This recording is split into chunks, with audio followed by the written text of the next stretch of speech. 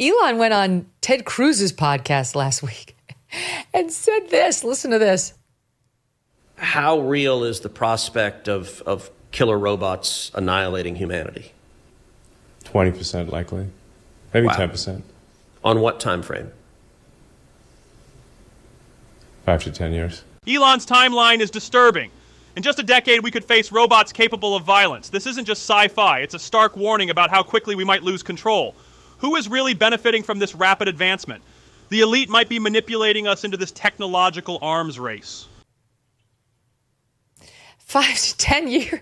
Wait a minute. And then I kind of laughed at that because you never know with Elon. And the first number was not. What happens when the very technology designed to serve us spirals out of control? Elon Musk recently dropped a bombshell on Ted Cruz's podcast, predicting a chilling future where AI robots could threaten humanity.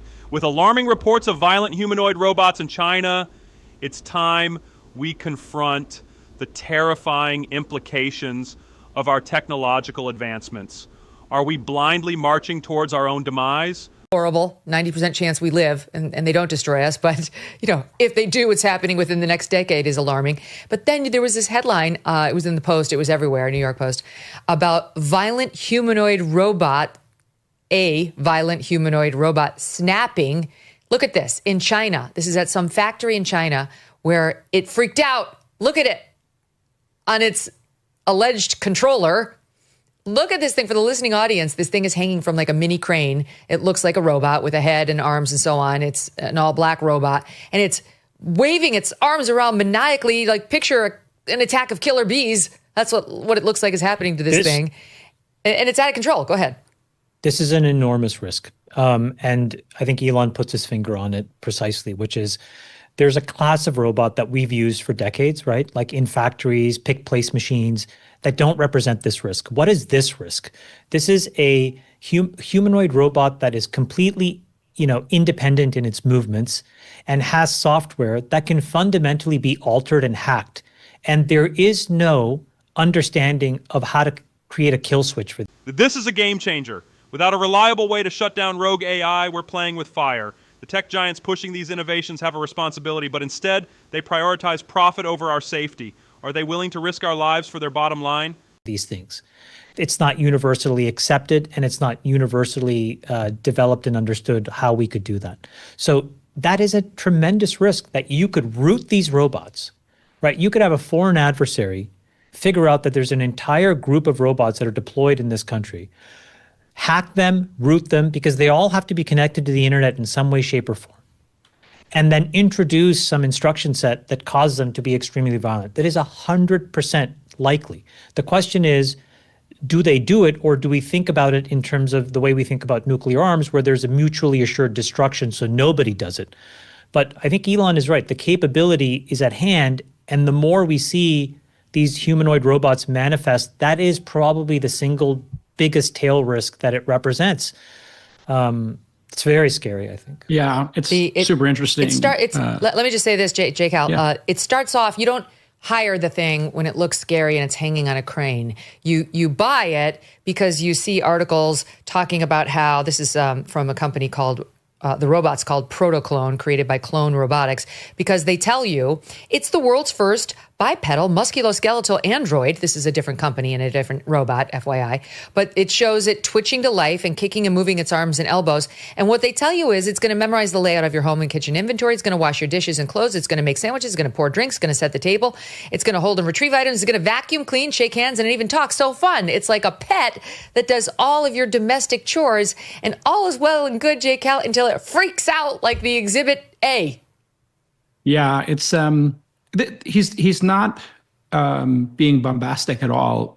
Probably 15, 20, maybe 20 years ago now, I lived in Los Angeles and I had a friend, Sam Harris. We had the same book agent, and Sam Harris, I introduced him to Elon. The three of us used to go to dinner every other week or so at Papone's in Brentwood, and we ate some chicken parm and we talk. And this was actually what Elon was talking about with Sam a lot. Now, they're no longer friends, but they went through one evening. We were talking about all the possible ways AI could spiral out of control. Obviously, this is one of them, or something even simpler, which is you got a lot of terrorists out there. Terrorists typically are dumb.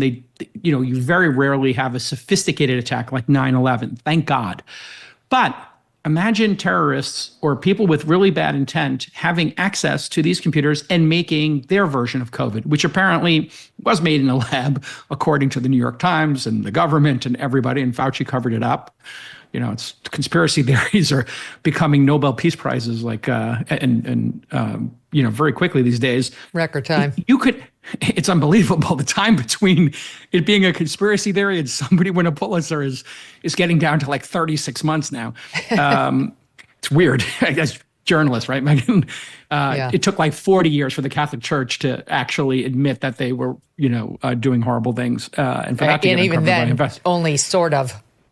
only sort of admit it and then pay a bunch of settlements, right? 4 decades instead of 40 months. Imagine like some bad actors decide, let's see if we can put into the large language model, et cetera. How do we make a better COVID? Or what are great ideas? How do we build nuclear bombs? How do we do this stuff? We've been able to contain that information and then contain the techniques. These things are to come up with really, really great ideas. And it used to be law enforcement would read thrillers and science fiction in order to figure out, and terrorists would do this as well, because the science fiction and the authors were really good at saying, hey, here's a crazy idea for a terrorist attack, because they're trying to get ratings or make a very compelling movie, et cetera. So there have been instances where, three-letter agencies went to specific science fiction and thriller authors to have them brainstorm the stuff. This is going to be brainstorming all kinds of bad ideas and putting it in people's heads, and we're going to have to figure it out. And Chamath's right. These robots could be rooted very easily. Self-driving cars as well. And it's exactly like the situation. These two stories parallel each other. The Facebook story of growth at all costs and don't worry about the outcome because we're in competition with LinkedIn and we're in competition with Instagram and Twitter. When you get a bunch of rabid entrepreneurs globally, fighting it out, then what happens is they're like, you know what, we'll move fast and we'll break things. In this case, if you move fast and break things, we could have very bad consequences. The people who work at OpenAI joined that company. Elon funded it in order to make sure all of the code was open sourced and that they were thinking about safety and everybody got access to it so there was parity in the world. Sam Altman, in a very selfish act, then flipped it to his own personal piggy bank where he would make unlimited amounts of capital from it and made a closed AI. This technology needs to be monitored, and you're going to have companies, because they want growth, saying, you know what, we'll risk it. And that's where sensible legislation or sensible controls would make sense, at least thoughtfulness about it. And this is why David Sacks, because being the right czar of now, AI, is so great, because he is thinking about these issues. But we don't even have, the thing that's disturbing with the robots is, among other things, there's no defense. A lot of us have guns, thanks to them being an advertiser on the show. I also have Byrna, which is non-lethal self-defense. It's basically like a little chemical weapon in a bullet. So you've got a bunch of different options available to you. None of that will work on the crazed robot or robots showing up at your door trying to, we have no defense at the moment to these things. And yet we're just proceeding. I don't know if it's fair to say blindly, Chamath, but we're proceeding rapidly down the lane of empowering them. Yeah, the problem that we have is that whenever we think about slowing this stuff down, we're faced with the scepter of a much bigger risk, which is these are national level security issues. And so now we have to think about us as the United States and what do we do versus our frenemies abroad who have their own intentions with these technologies. So, us versus China is probably the best way to explain this. But in that video, your first video, Megan, that was a Chinese startup. We have our own versions of those Chinese startups. What are we to do? If they continue unabated, they look at that video. We are at a crossroads. If we don't act now, we could be at the mercy of AI technology that's beyond our control. This is systemic manipulation at its finest, fueled by greed and an insatiable need for progress. It's time to wake up and question who truly controls our future. And they say, it is what it is. We'll deal with the consequences of a few deaths here or there. We want this to happen. We want us to be the first country that has them. And then like Belt and Road, we will put our robots all over the world. Could you imagine if there's a class of these robots that can enable productivity and GDP growth, and instead of financing roads and waterways in Africa or in Asia, China just shows up with just boatloads and boatloads of these robots to do the work for folks and then just uplift entire societies. Imagine how much political and economic leverage they get. So when you paint it in that lens, you're in this very difficult situation, which is how do we slow people down here? And that's just a very hard thing to do. So I think that we have to find a way of going fast, embracing a handful of companies who we know has leadership we can trust. But otherwise, if we slow down, we're going to lose a much bigger race, and I think that has much bigger consequences. I wonder if it's like the Manhattan Project, Chamath, if we need to just put it's like every ounce of energy into winning this AI race for general, computer supremacy. I really think it's like that, because I think if we lose the GDP war, we're going to lose all the wars. Because if you don't have technical supremacy, we will lose military supremacy and we will lose economic supremacy. And then I don't know what America does if we're second in the pecking order on anything. That's not something we've had to deal with in the last 100.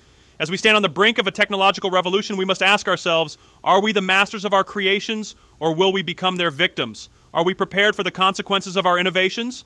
Share your thoughts in the comments below. Let's ignite the discussion before it's too late.